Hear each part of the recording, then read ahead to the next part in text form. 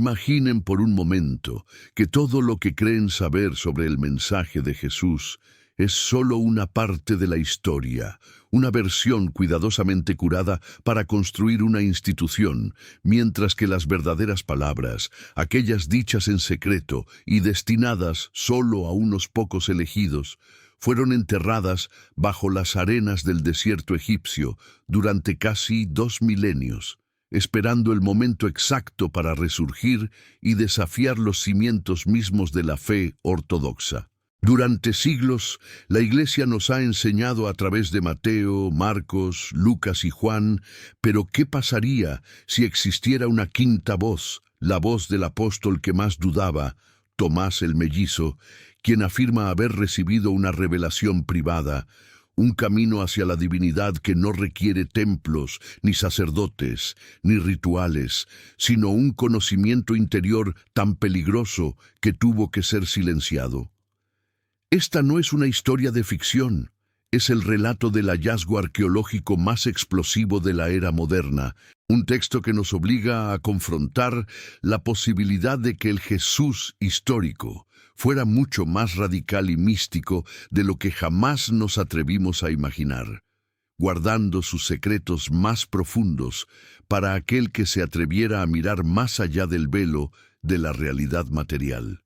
Si eres un buscador incansable de la verdad histórica y espiritual, y deseas explorar los rincones más profundos y a veces controvertidos de las narrativas sagradas, te invito a suscribirte ahora mismo a nuestro canal.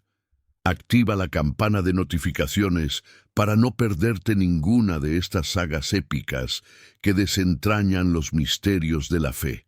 La historia comienza no en los tiempos bíblicos, sino en un día abrasador de diciembre de 1945, cerca de los acantilados de Jabal al-Tarif, en el Alto Egipto, cerca de una pequeña aldea llamada Nag Hammadi.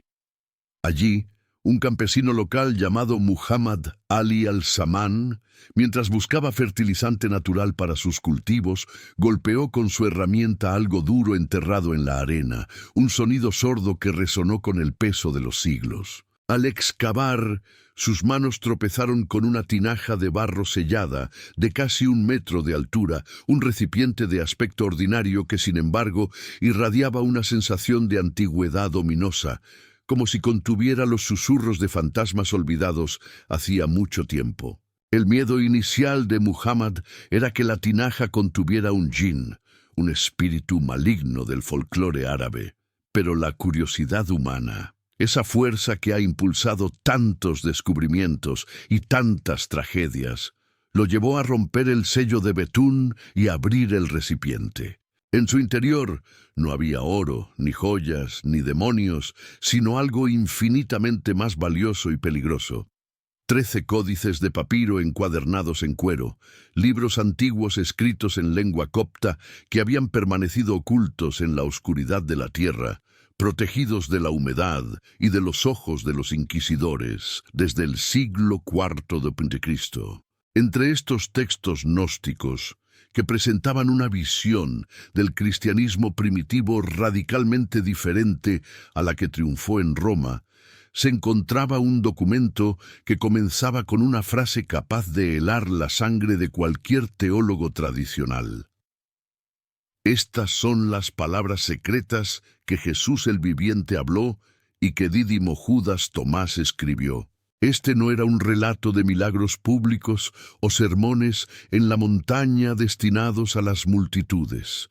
El Evangelio de Tomás se presentaba como una colección de dichos crípticos, koans espirituales, diseñados no para consolar, sino para despertar, para provocar una crisis de conciencia en el lector, prometiendo que quien encuentre la interpretación de estas palabras no saboreará la muerte. El descubrimiento de Nag Hammadi fue una bomba de tiempo teológica que explotó en el corazón del siglo XX, obligando a los eruditos y creyentes a reconsiderar la figura de Tomás, no solo como el incrédulo que necesitaba tocar las heridas, sino quizás como el guardián de una sabiduría esotérica que la Iglesia naciente consideró demasiado volátil para el consumo masivo.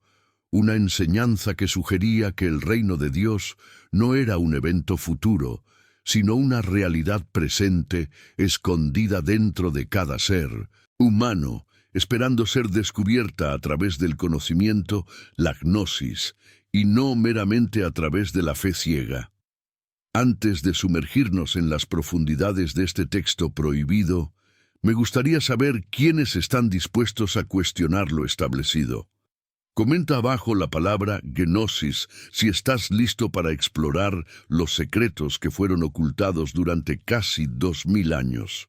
Para entender la magnitud del Evangelio de Tomás, primero debemos entender al hombre al que se le atribuye, una figura que en los evangelios canónicos a menudo queda relegada al papel de escéptico residente, el hombre que exigió pruebas empíricas de la resurrección. Sin embargo, reducir a Tomás a su momento de duda es ignorar la complejidad de su carácter y la naturaleza de su relación con el Maestro. Una relación que, según los textos apócrifos, era mucho más íntima y compleja que la de un simple seguidor. Tomás, llamado Dídimo, que significa el gemelo, no era un hombre de fe sencilla como Pedro, ni un místico visionario como Juan. Era un alma atormentada por la necesidad de comprender la mecánica de lo divino, un hombre que no podía conformarse con parábolas reconfortantes si éstas no resonaban con una verdad fundamental y verificable en su propio ser. Imaginemos a Tomás caminando por los polvorientos caminos de Judea junto a Jesús y los otros discípulos, observando los milagros no con asombro ciego, sino con una mente analítica que buscaba desesperadamente el cómo y el por qué detrás de la suspensión de las leyes naturales. Mientras los demás veían pan multiplicado y tormentas calmadas y alababan a Dios, Tomás veía una manipulación de la realidad que sugería un poder subyacente, una fuente de energía a la que Jesús tenía acceso y que los demás solo podían vislumbrar desde lejos. Esta sed de conocimiento directo, esta incapacidad para aceptar la autoridad sin validación interna, lo convertía en un extraño entre sus propios hermanos, alguien que a menudo se quedaba al margen de las celebraciones, rumiando las implicaciones más profundas y a veces aterradoras de las enseñanzas de Jesús. Es en este contexto psicológico donde la idea de un evangelio secreto, entregado a Tomás, cobra un sentido profundo, pues Jesús, en su infinita sabiduría, habría reconocido en el gemelo una capacidad única para recibir enseñanzas que habrían abrumado o confundido a los otros apóstoles. Mientras Pedro se preocupaba por la estructura de la futura comunidad y Juan se sumergía en la teología del amor, Jesús pudo haber visto en Tomás el recipiente perfecto para las verdades más duras y liberadoras sobre la naturaleza humana y su conexión con lo divino, verdades que no estaban destinadas a ser predicadas desde los tejados, sino susurradas en la intimidad del alma. Los textos gnósticos sugieren que Jesús apartaba a Tomás de los demás, llevándolo a lugares retirados donde el ruido del mundo y las expectativas mesiánicas de la multitud se desvanecían. Y allí, en el silencio del desierto o bajo la sombra de un olivo centenario, le hablaba no como un maestro a un discípulo, sino como una emanación de la luz divina a una chispa atrapada en la materia. Le hablaba de un universo vasto y complejo, gobernado por fuerzas arcontes que buscaban mantener a la humanidad dormida en la ignorancia de su verdadero origen, y le revelaba que el verdadero propósito de su venida no era redimir los pecados mediante un sacrificio de sangre, sino despertar a aquellos que tenían oídos para oír, recordándoles su realeza perdida y entregándoles las llaves para escapar de la prisión del mundo material. Para Tomás, estas revelaciones privadas debieron ser a la vez un regalo inestimable y una carga insoportable, pues lo separaban aún más de sus compañeros, quienes seguían operando bajo el paradigma de un Mesías terrenal que restauraría el reino de Israel o un Salvador que vendría en las nubes del cielo al final de los tiempos. Tomás sabía o creía saber que el reino ya estaba aquí, extendido sobre la tierra, pero que los hombres no lo veían porque sus ojos estaban cegados por la ilusión de la separación y el apego a lo transitorio.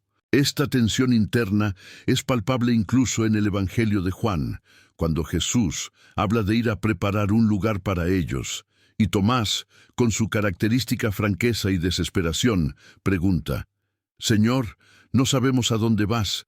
¿Cómo podemos saber el camino?». Una pregunta que no nace de la ignorancia simple, sino de la angustia de alguien que ha vislumbrado una realidad trascendente, pero que aún no sabe cómo navegarla.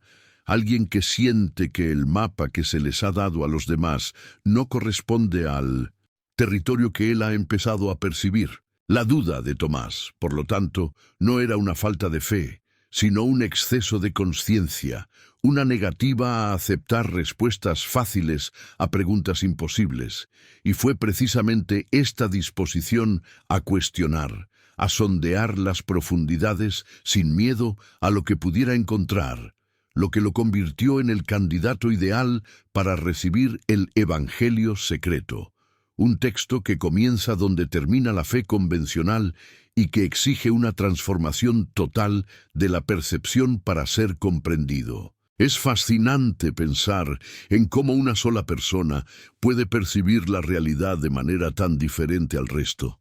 Me gustaría hacer una pausa aquí y pedirles que compartan en los comentarios desde qué ciudad y país están siguiendo esta historia.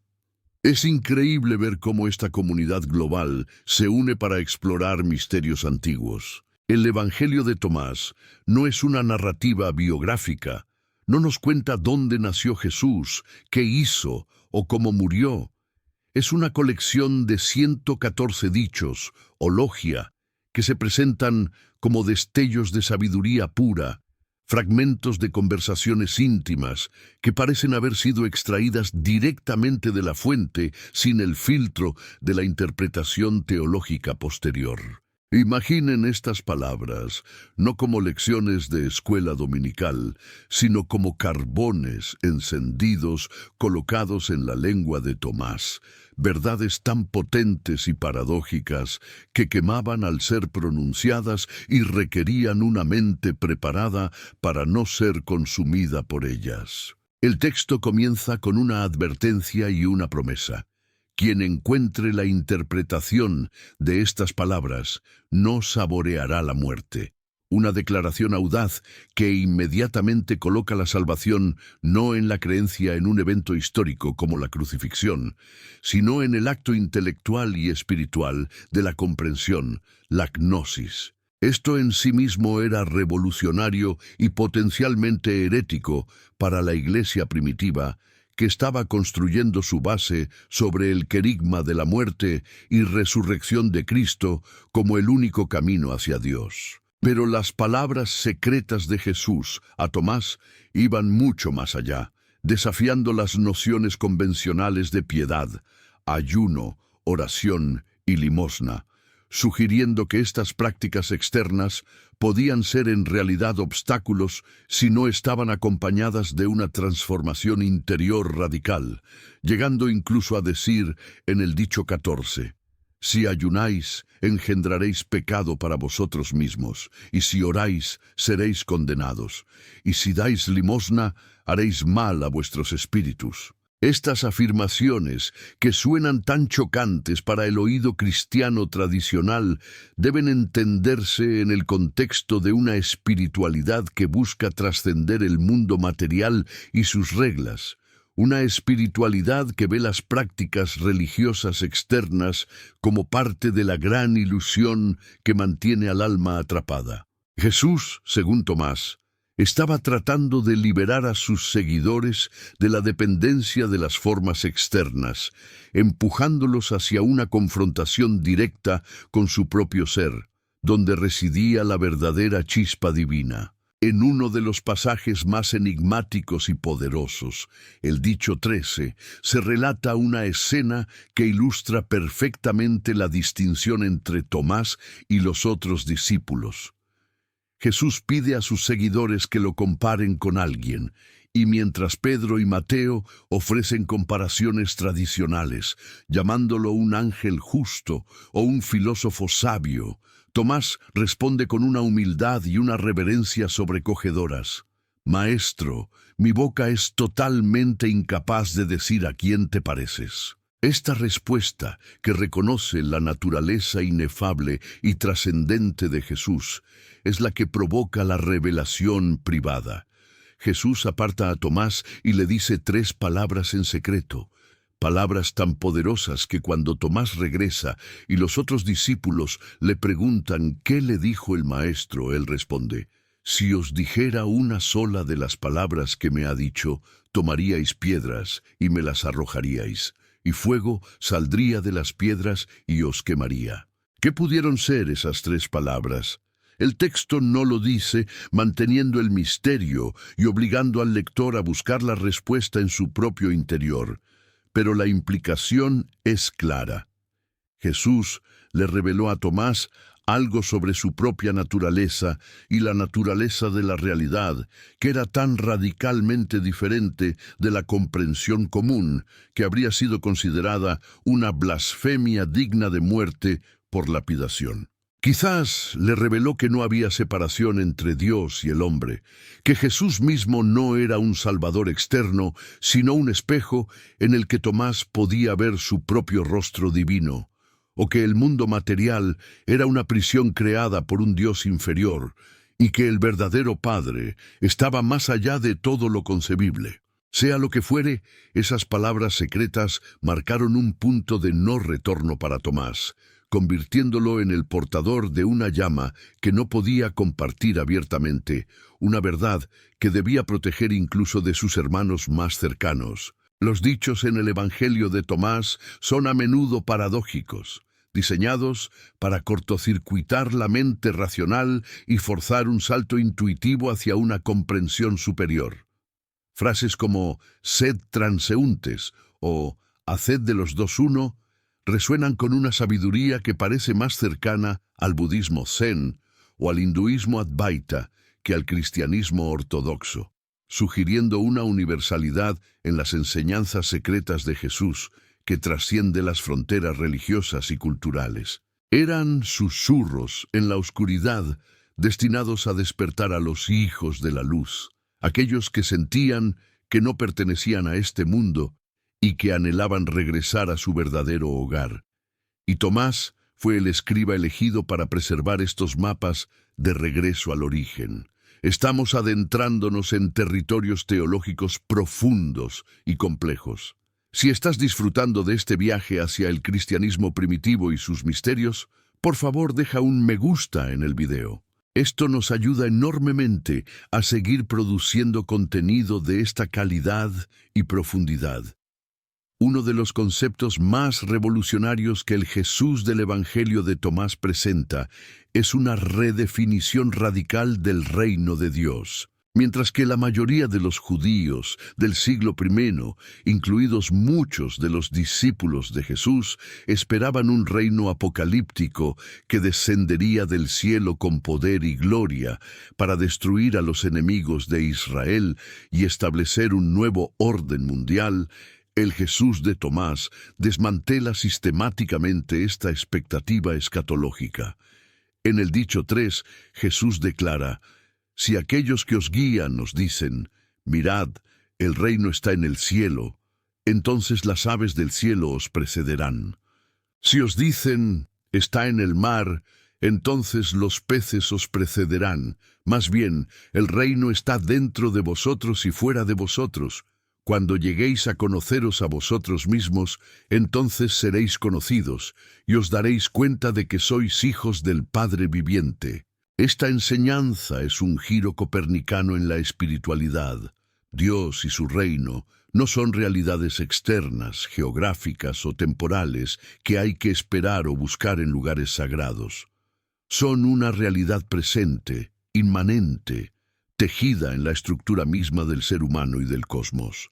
El problema no es que el reino no haya llegado, sino que la humanidad está en un estado de sueño espiritual, ciega a la presencia divina que impregna todo lo que existe. Esta visión del reino como una realidad interior, accesible a través del autoconocimiento, conócete a ti mismo, tiene profundas resonancias con la filosofía griega y las tradiciones místicas orientales, y coloca al Evangelio de Tomás en una tensión directa con la ortodoxia emergente que enfatizaba la necesidad de la Iglesia, los sacramentos y la jerarquía sacerdotal como mediadores indispensables entre Dios y el hombre. Si el reino está dentro de cada uno, como enseña Tomás, entonces, ¿para qué se necesitan obispos, templos o rituales complejos? La salvación se convierte en un proceso íntimo y personal de descubrimiento, un despertar a la propia naturaleza divina que siempre ha estado ahí, oscurecida por la ignorancia y el apego al mundo material. En el dicho 113, los discípulos le preguntan a Jesús, ¿cuándo vendrá el reino? Y él responde, no vendrá porque se le espere. No dirán, mirad, aquí está, o mirad, allí está. Antes bien, el reino del Padre está extendido sobre la tierra, y los hombres no lo ven. Esta es una declaración de una potencia asombrosa. Implica que estamos viviendo en el paraíso ahora mismo. Pero nuestra percepción distorsionada nos hace verlo como un valle de lágrimas, un lugar de sufrimiento y muerte. La tarea del buscador, según Tomás, no es escapar del mundo para ir al cielo, sino limpiar las puertas de la percepción para ver la realidad tal como es, una manifestación de la luz divina. Esta enseñanza también conlleva una visión del mundo material como algo intrínsecamente deficiente, una especie de ilusión o copia imperfecta de la verdadera realidad espiritual. El Jesús de Tomás utiliza a menudo metáforas de borrachera, ceguera y sueño para describir el estado normal de la conciencia humana y habla del cuerpo físico con un cierto desdén, como una prisión o una vestidura temporal para el espíritu. En el dicho 56 dice, quien ha conocido el mundo ha encontrado un cadáver, y el mundo no es digno de quien ha encontrado un cadáver. Esta visión pesimista del cosmos material es característica del pensamiento gnóstico, que veía la creación física no como la obra muy buena del Dios supremo del Génesis, sino como el producto de un error o de un Dios inferior, un lugar de exilio para las chispas divinas que han olvidado su origen. Para Tomás, el objetivo de la vida no es mejorar el mundo, ni construir una sociedad justa aquí, sino despertar del sueño de la materia, reconocer la propia extranjería en este plano de existencia y emprender el viaje de regreso al Padre, al pleroma, la plenitud de la luz de donde todo proviene. Esta postura ponía a los seguidores de Tomás en una posición difícil frente al Imperio Romano, y también frente a la comunidad cristiana mayoritaria, que buscaba integrarse en la sociedad y transformar el mundo a través de la ética del amor y la justicia. El camino de Tomás era un camino solitario, un camino para los solitarios y los elegidos, como dice el dicho 49, aquellos que estaban dispuestos a renunciar a todo apego mundano para encontrar el tesoro escondido en su propio interior. Hemos llegado a la mitad de nuestro viaje. Quiero agradecerles por su tiempo y su atención. Si han llegado hasta aquí, comenten "El reino está dentro", para demostrar que están siguiendo esta profunda exploración teológica hasta el final. El núcleo de la teología que se desprende del Evangelio de Tomás es la idea de la chispa divina. una partícula de la luz misma de Dios que reside en el interior de cada ser humano, atrapada y adormecida en la prisión del cuerpo y la materia. Esta concepción antropológica es fundamentalmente diferente de la visión ortodoxa que ve al ser humano como una criatura hecha del polvo de la tierra, manchada por el pecado original y necesitada de redención externa. Para Tomás y los gnósticos, el ser humano es esencialmente divino, un Dios en potencia que ha olvidado su propia naturaleza. El problema fundamental de la existencia no es el pecado, entendido como una transgresión moral contra la ley de Dios, sino la ignorancia, el olvido de quiénes somos realmente, de dónde venimos y hacia dónde vamos. Por lo tanto, la salvación no se logra a través del arrepentimiento, el sacrificio o la fe en la muerte vicaria de Jesús en la cruz, sino a través de la gnosis, el conocimiento experiencial y directo de nuestra propia divinidad y nuestra conexión consustancial con el Padre. Jesús, en este esquema, no es el Cordero de Dios que quita el pecado del mundo mediante su sangre derramada, sino el revelador, el despertador, el mensajero de la luz que desciende al mundo de las tinieblas para sacudir a las chispas dormidas y recordarles su herencia real. El dicho 50 resume magistralmente esta enseñanza. Si os dicen, ¿de dónde habéis venido? Decidles, hemos venido de la luz, del lugar donde la luz se originó por sí misma, se estableció y se manifestó en su imagen. Si os dicen, sois vosotros, decid, somos sus hijos y somos los elegidos del Padre viviente. Si os preguntan, ¿cuál es el signo de vuestro Padre en vosotros? Decidles, es movimiento y reposo. Este pasaje es una especie de catecismo gnóstico, un pasaporte espiritual para el alma en su viaje de regreso. Define la identidad del creyente no por su pertenencia a una comunidad terrenal o por sus acciones morales, sino por su origen ontológico en la luz divina. Ser elegido no es una cuestión de mérito, sino de reconocer esta naturaleza intrínseca.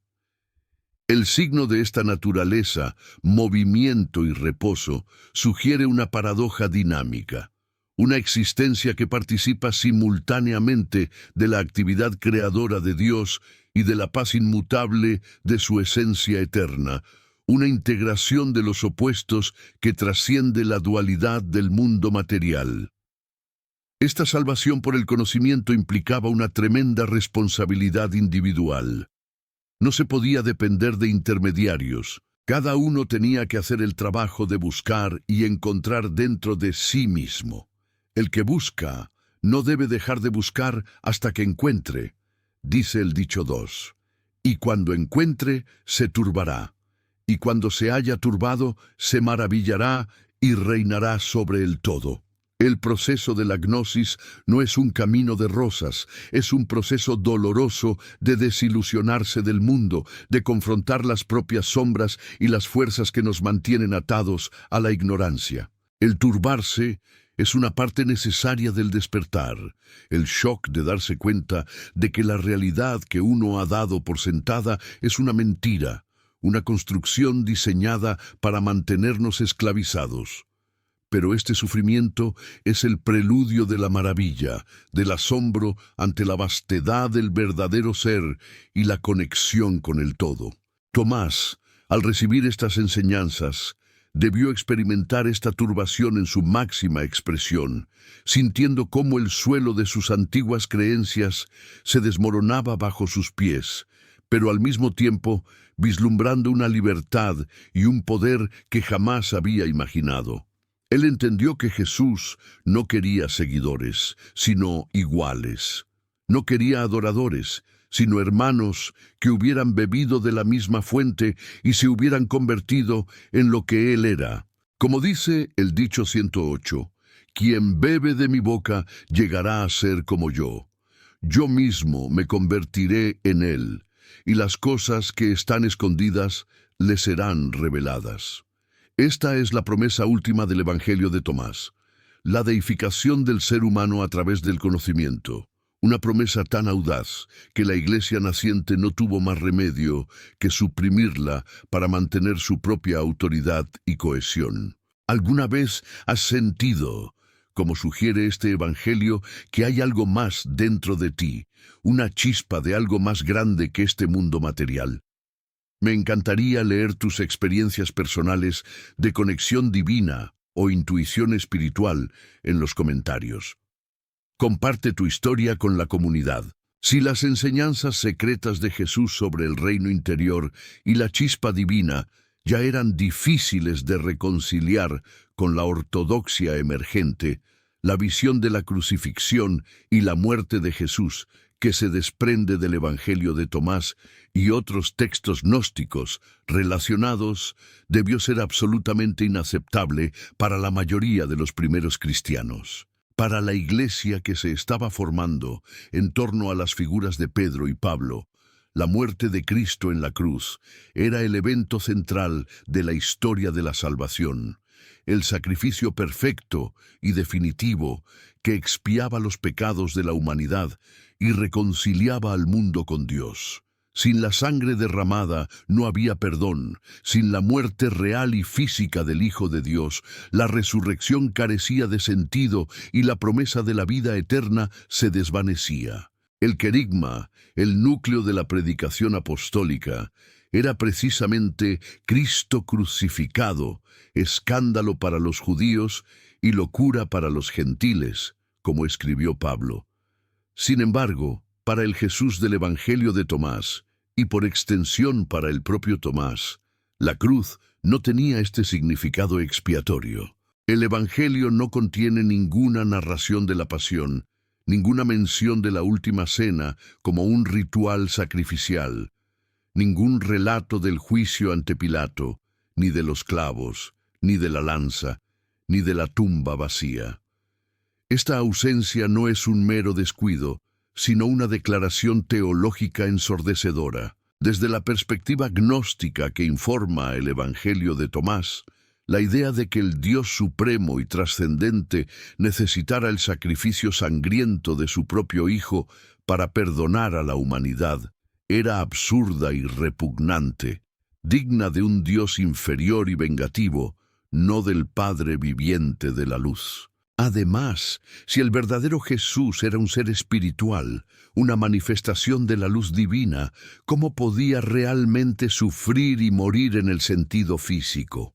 Algunos textos gnósticos llegaron a sugerir que el Cristo divino abandonó al Jesús humano antes de la crucifixión, o que la figura en la cruz era una ilusión, una apariencia docética diseñada para engañar a los poderes de este mundo, mientras el verdadero Salvador observaba desde arriba, riéndose de la ignorancia de quienes creían estar matándolo. Aunque el Evangelio de Tomás no es explícitamente docetista, su silencio sobre la pasión habla volúmenes.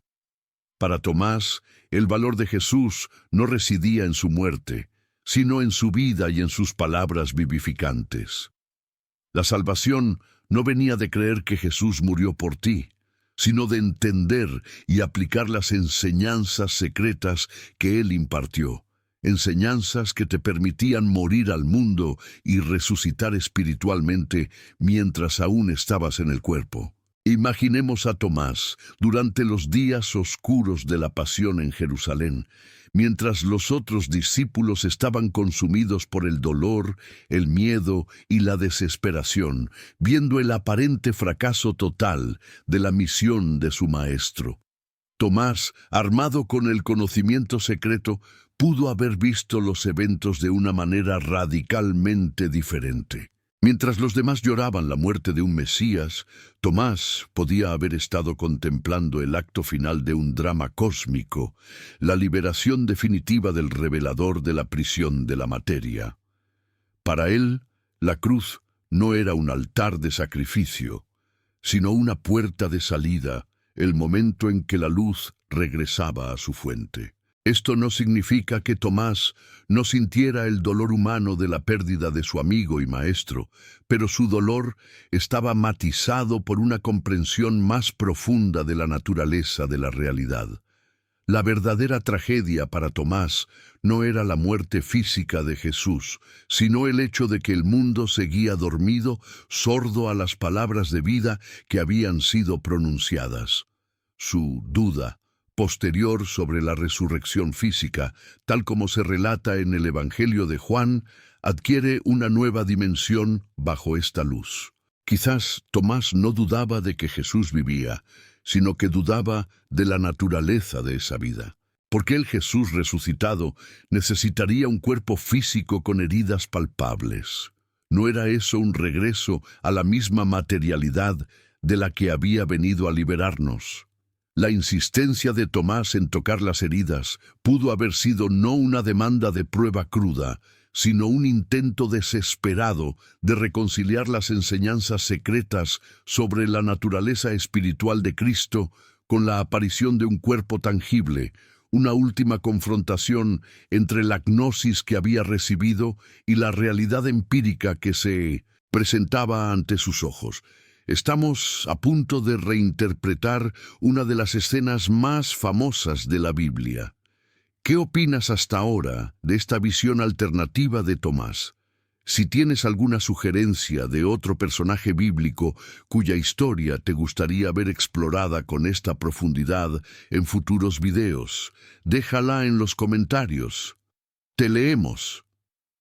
La escena del Tomás incrédulo en el Evangelio de Juan, Juan 20, 24, 29, es uno de los momentos más dramáticos y citados del Nuevo Testamento. Ha sido utilizada durante siglos como una lección sobre la superioridad de la fe, sobre la evidencia empírica. Bienaventurados los que no vieron y creyeron, y como una prueba apologética de la realidad física de la resurrección de Jesús. Sin embargo, si leemos esta escena a través del lente del Evangelio de Tomás y la teología gnóstica que hemos estado explorando, el encuentro adquiere un significado totalmente nuevo y mucho más profundo. Ya no se trata simplemente de un discípulo escéptico que necesita una prueba forense, sino del enfrentamiento culminante entre dos formas de entender la realidad divina: la ortodoxa, que enfatiza la encarnación física y la resurrección corporal como fundamentos de la fe, y la gnóstica representada por Tomás, que busca una verdad espiritual más allá de las formas materiales. Cuando Tomás dice: «Si no veo en sus manos la señal de los clavos, y meto mi dedo en el lugar de los clavos, y meto mi mano en su costado, no creeré», no está expresando un simple empirismo vulgar. Está expresando la angustia de alguien cuya comprensión más profunda de Jesús parece estar en conflicto con los informes de sus compañeros. Si Jesús era pura luz, ¿cómo podía tener heridas? Si el objetivo era escapar del cuerpo, ¿por qué resucitar en uno? Cuando Jesús finalmente se aparece a Tomás 8 días después, el texto dice que Jesús le invita a tocarlo. «Pon aquí tu dedo y mira mis manos, y acerca tu mano y métela en mi costado, y no seas incrédulo, sino creyente». La respuesta de Tomás, «Señor mío y Dios mío», es la confesión de fe más alta en todo el Evangelio de Juan. Pero, ¿qué pasó realmente en ese momento? Curiosamente, el texto bíblico no dice explícitamente que Tomás llegara a tocar a Jesús. Jesús lo invita a hacerlo, y Tomás responde con su confesión. Es posible interpretar este momento no como una capitulación de Tomás ante la evidencia física, sino como un instante de anagnórisis, de reconocimiento espiritual profundo. Al enfrentarse a la presencia viva de Jesús, Tomás quizás comprendió en un destello que la dicotomía entre espíritu y materia, entre el Jesús histórico y el Cristo de la fe, era en sí misma una limitación de la mente humana. Al ver las heridas, quizás no vio solo carne desgarrada, sino los símbolos del amor que desciende hasta lo más profundo del sufrimiento humano para redimirlo. El toque pudo haber sido no físico, sino un contacto de alma a alma, una transmisión final de gnosis en la que Tomás entendió que el Jesús resucitado trascendía todas las categorías, siendo a la vez físico y espiritual, inmanente y trascendente. Su exclamación, «Señor mío y Dios mío», podría no ser la admisión de la derrota de su escepticismo, sino la culminación de su búsqueda. Había encontrado al Dios vivo, no en una teoría abstracta, sino en la presencia personal de su Maestro. En ese momento, la duda de Tomás se transformó en una certeza que no dependía de los ojos de la carne, sino de los ojos del Espíritu. Él había visto de verdad, no solo la forma externa, sino la realidad divina que la animaba. Esta interpretación alinea la experiencia de Tomás con la promesa de su propio Evangelio. Quien encuentre la interpretación de estas palabras no saboreará la muerte. En ese encuentro con el resucitado, Tomás encontró la clave final, la interpretación viva de todo lo que Jesús le había enseñado en secreto. Su resurrección no fue la de un cadáver reanimado, sino la resurrección de su propia mente, el despertar definitivo a su identidad como un gemelo de Cristo, un ser capaz de reconocer y unirse a lo divino.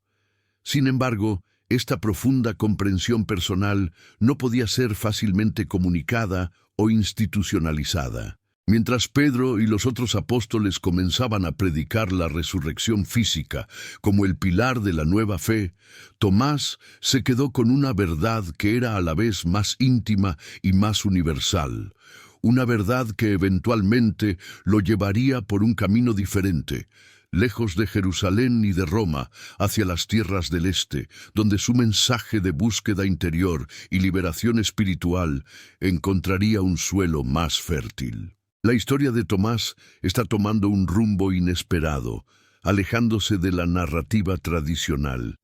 ¿Qué opinan de esta interpretación del encuentro final entre Tomás y Jesús? ¿Creen que Tomás tocó físicamente las heridas o fue una revelación espiritual? Déjanos tu opinión en los comentarios. Queremos generar un debate respetuoso y profundo. Después de la experiencia de Pentecostés, donde el Espíritu Santo descendió sobre los apóstoles, la iglesia primitiva comenzó a organizarse y a expandirse. El libro de los Hechos de los Apóstoles nos cuenta las historias de Pedro en Jerusalén y de Pablo en sus viajes misioneros por el Mediterráneo, estableciendo las bases de lo que se convertiría en el cristianismo ortodoxo. Pero, ¿qué pasó con Tomás?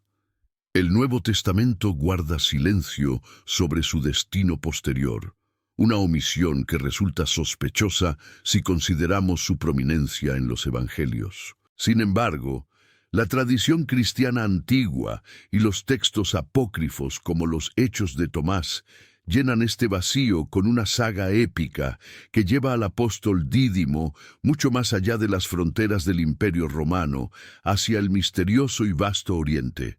Según estas tradiciones, cuando los apóstoles se repartieron el mundo conocido para llevar el Evangelio, a Tomás le correspondió la India. Inicialmente Tomás se resistió, argumentando que su salud era débil y que, siendo hebreo, no podría comunicarse con los indios. Pero Jesús se le apareció en una visión y le aseguró su presencia y apoyo, e incluso en un giro casi cómico de los Hechos de Tomás, Jesús vende a Tomás como esclavo carpintero a un mercader indio llamado Javán, que buscaba un arquitecto para el rey Gundoforo.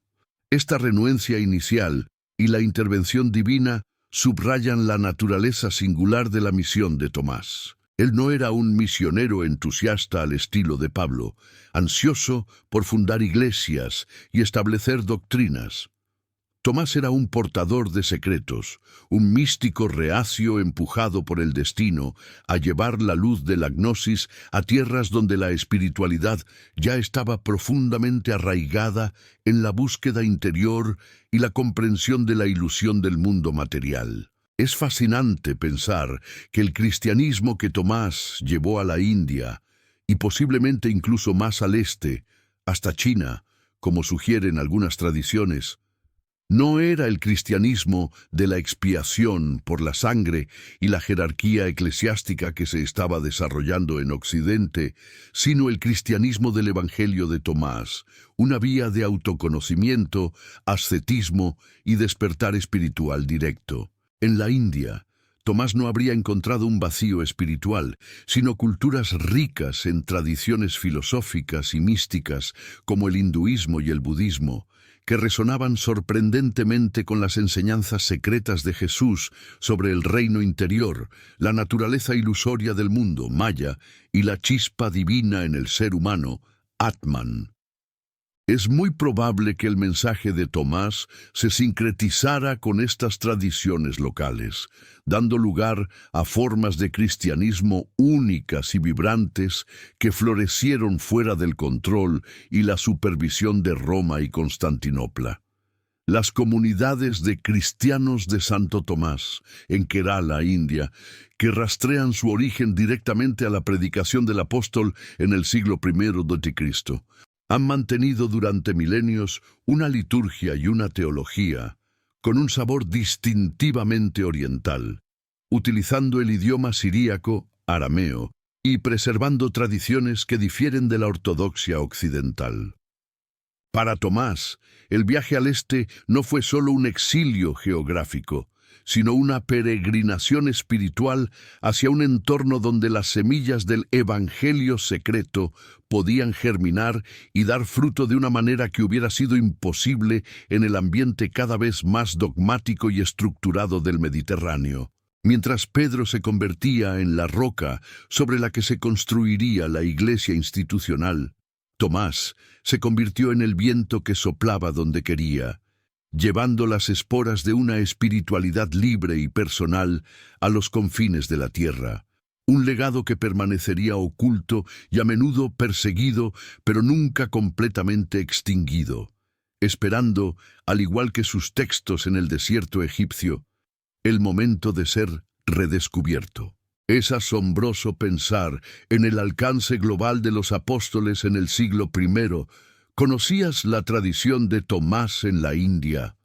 Es un recordatorio de que la historia es mucho más vasta de lo que a veces nos enseñan. Si te está gustando el video, recuerda que puedes apoyarnos con un super thanks si lo deseas, pero tu like y tu comentario son el mayor apoyo. Mientras Tomás llevaba su mensaje al Oriente y sus seguidores, los gnósticos, florecían en diversas formas a lo largo del siglo II d.C. El cristianismo en el Imperio Romano atravesaba un proceso crítico de definición y consolidación. La iglesia primitiva no era un monolito, sino un conjunto diverso y a menudo conflictivo de comunidades con diferentes teologías, evangelios y prácticas. Había cristianos judíos que seguían la ley mosaica, cristianos paulinos que predicaban la gracia y la libertad de la ley, cristianos gnósticos que buscaban el conocimiento secreto, marcionitas que rechazaban al Dios del Antiguo Testamento y muchas otras variantes. Esta diversidad, sin embargo, comenzó a ser vista como una amenaza para la unidad y la supervivencia de la Iglesia frente a la persecución romana y las herejías internas. Líderes eclesiásticos como Ireneo de León, Tertuliano y más tarde Atanasio de Alejandría emprendieron una vigorosa campaña para establecer una ortodoxia, una enseñanza correcta y universal, y para definir un canon de escrituras sagradas que excluyera todo lo que no se ajustara a esta regla de fe. El criterio principal para la inclusión en el canon era la apostolicidad, que el texto fuera escrito por un apóstol o un asociado cercano. El uso litúrgico generalizado y la conformidad con la doctrina establecida. especialmente la realidad de la encarnación física, la muerte y la resurrección de Cristo. Textos como el Evangelio de Tomás, con su énfasis en la gnosis personal, su silencio sobre la pasión y sus dichos crípticos y a veces elitistas, fallaban en estos criterios y fueron etiquetados como herejías peligrosas. Ireneo, en su obra monumental Contra las herejías, de 180 d.C., atacó ferozmente a los gnósticos, acusándolos de arrogancia, de inventar un conocimiento falsamente llamado así, y de pervertir las escrituras para adaptarlas a sus propias fantasías filosóficas. La Iglesia ortodoxa, construyendo su autoridad sobre la sucesión apostólica de Pedro y los obispos, no podía tolerar una espiritualidad que afirmaba que cualquier individuo podía tener acceso directo a Dios a través del autoconocimiento, sin necesidad de la mediación de la Iglesia. Era una cuestión de poder y control, tanto como de teología. El golpe de gracia para los textos gnósticos llegó en el siglo IV d.C., y cuando el emperador Constantino legalizó el cristianismo y luego Teodosio lo convirtió en la religión oficial del imperio. La Iglesia, ahora respaldada por el poder del Estado, tenía los medios para imponer la ortodoxia y suprimir la disidencia. En el año 367 d.C., el obispo Atanasio de Alejandría escribió su famosa Carta Festal 39, donde por primera vez se enumeran los 27 libros que componen el Nuevo Testamento tal como lo conocemos hoy, y se condena explícitamente el uso de libros apócrifos o secretos, instando a los cristianos a evitarlos.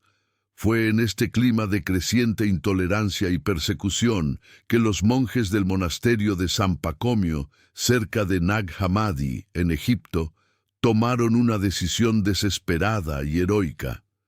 Poseedores de una preciosa biblioteca de textos gnósticos y herméticos que habían estudiado y copiado durante generaciones, se dieron cuenta de que estos libros estaban condenados a la destrucción por los agentes de la ortodoxia. Para salvar estas palabras secretas del fuego del olvido, las reunieron cuidadosamente, la sellaron en una gran tinaja de barro y la enterraron en el desierto bajo la sombra de los acantilados de Jabal al-Tarif, confiando en que la arena seca de Egipto las protegería hasta que llegara un tiempo más propicio para su revelación.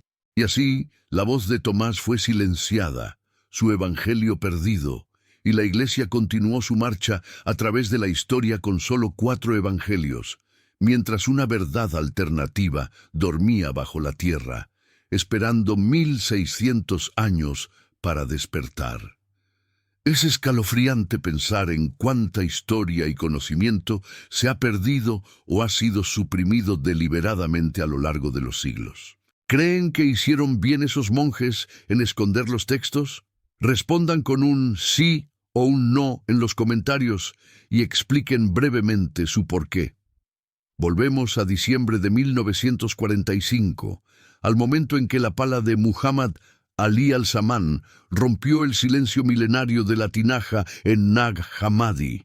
El descubrimiento no fue el resultado de una búsqueda arqueológica planificada, sino un accidente del destino, una intervención del azar que parece casi orquestada por fuerzas superiores. La historia del hallazgo es en sí misma una novela de intriga, llena de ignorancia, codicia y violencia. Muhammad Ali, temeroso y sin entender el valor de lo que había encontrado, llevó los códices a su casa, donde su madre, según algunas versiones, llegó a quemar algunas páginas de papiro en el horno para encender el fuego. Una pérdida irreparable que nos hace estremecer al pensar en qué otras palabras de Jesús pudieron haberse convertido en humo. Los manuscritos sobrevivientes pasaron por un oscuro periplo en el mercado negro de antigüedades en Egipto, vendidos por sumas irrisorias, pasando de mano en mano entre traficantes, sacerdotes coptos y coleccionistas locales, siempre bajo la amenaza de ser confiscados por las autoridades o destruidos para evitar problemas. No fue hasta años después, a través de una serie de eventos fortuitos y la intervención de eruditos intrépidos como el francés Jean Dorés y el holandés Gilles Quispel, que la magnitud del descubrimiento comenzó a ser comprendida por la comunidad académica internacional. Cuando los textos fueron finalmente adquiridos por el Museo Copto del Cairo y las primeras traducciones comenzaron a circular en la década de 1950, el impacto fue sísmico. El mundo se encontró de repente cara a cara con un cristianismo que había sido borrado de la historia oficial. Un cristianismo vibrante, complejo y radicalmente diferente. El Evangelio de Tomás, en particular, se convirtió en la joya de la corona de la biblioteca de Nag Hammadi. La publicación de su texto completo en 1959 causó una conmoción que sacudió los cimientos de los estudios bíblicos y la teología. Aquí estaba, sin lugar a dudas, un texto antiguo que pretendía contener las palabras secretas de Jesús, muchas de las cuales no tenían paralelo en los evangelios canónicos, y otras que presentaban versiones alternativas y a veces más primitivas de dichos conocidos. El shock del descubrimiento no fue solo académico, fue profundamente existencial y espiritual para muchos creyentes y buscadores. De repente, la pregunta ¿qué enseñó realmente Jesús?, ya no tenía una respuesta única y sencilla. La existencia del Evangelio de Tomás demostraba que desde el principio hubo múltiples interpretaciones de la vida y el mensaje de Jesús, y que la versión que se convirtió en ortodoxia fue solo una entre muchas, la que ganó la batalla histórica, pero no necesariamente la que poseía la verdad completa o exclusiva. Para muchos, el Evangelio de Tomás fue un soplo de aire fresco, una validación de sus propias intuiciones espirituales sobre un Jesús más místico y menos dogmático, un maestro de sabiduría universal cuyo mensaje había sido estrechado por las necesidades institucionales de la Iglesia. Para otros fue una amenaza perturbadora, una herejía antigua que resurgía para confundir a los fieles y socavar la autoridad de la Biblia. El despertar en las arenas de Nag Hammadi no fue solo el hallazgo de libros viejos, fue la reapertura de un debate teológico que se creía cerrado hacía siglos, una invitación a mirar de nuevo los orígenes del cristianismo con ojos nuevos y a confrontar la posibilidad de que la verdad sea más vasta, más extraña y más personal de lo que nunca nos atrevimos a imaginar.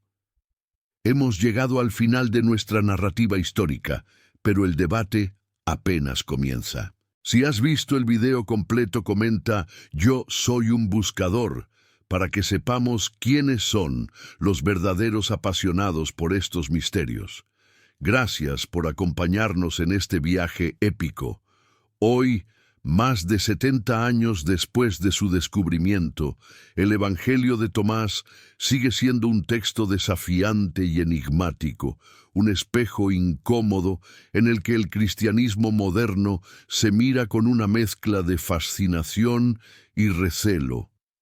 Ya no puede ser ignorado ni descartado simplemente como una herejía irrelevante. Los estudiosos bíblicos más serios reconocen que el Evangelio de Tomás contiene tradiciones auténticas y muy antiguas que se remontan al siglo I, algunas de las cuales pueden ser incluso anteriores a los evangelios canónicos de Mateo y Lucas. La hipótesis de la fuente Q, una colección hipotética de dichos de Jesús que habrían usado Mateo y Lucas, ha encontrado en Tomás un paralelo real y tangible, sugiriendo que los primeros seguidores de Jesús estaban más interesados en preservar sus enseñanzas de sabiduría que en narrar su biografía. Esto nos obliga a reconsiderar la figura del Jesús histórico. Fue ante todo un maestro de sabiduría sapiencial, un profeta apocalíptico, un taumaturgo o un salvador divino. El Evangelio de Tomás inclina la balanza hacia el maestro de sabiduría, un Jesús zen o gnóstico que busca despertar conciencias más que fundar una religión. Para el buscador espiritual contemporáneo, en una era marcada por el escepticismo hacia las instituciones religiosas y una sed de espiritualidad personal y experiencial, el Evangelio de Tomás resuena con una fuerza inusitada. Sus llamados al autoconocimiento: si no os conocéis a vosotros mismos, estáis en la pobreza, y vosotros sois la pobreza. Su énfasis en la inmanencia de lo divino: cortad la madera, yo estoy allí, levantad la piedra, y me encontraréis allí. Y su rechazo de las formalidades externas en favor de una transformación interior hablan directamente a las inquietudes del hombre y la mujer modernos. Tomás se presenta como el santo patrón de los espirituales, pero no religiosos, de aquellos que intuyen que la verdad no puede ser contenida en dogmas ni mediada por jerarquías, sino que debe ser descubierta en el laboratorio del propio corazón. Sin embargo, el Evangelio de Tomás no es un texto fácil ni cómodo.